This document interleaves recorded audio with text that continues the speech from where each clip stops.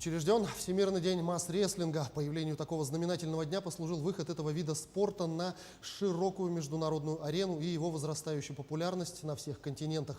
Тысячи спортсменов увлечены перетягиванием палки. Всего же в Международную федерацию входят более 50 стран, и День масс-рестлинга объединяет каждую из них. В данное время объявлен конкурс на разработку эмблемы Всемирного дня масс-рестлинга и на создание гимна Международной федерации масс-рестлинга. При создании эмблемы организаторы рекомендуют использовать простую палитру цветов и делать акцент на художественный замысел. Тексты гимна принимают на 3 языках – якутском, русском и английском.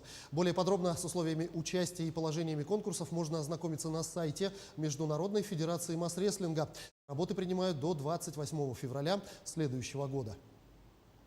Просьба подключиться и обязательно, потому что это впервые, да, и эмблему, и гимн, и масс-рестлинг объединяет за дружбу народов всей планеты, за мир на земле. Вот. И наш лозунг от национальных видов спорта к олимпийским видам спорта.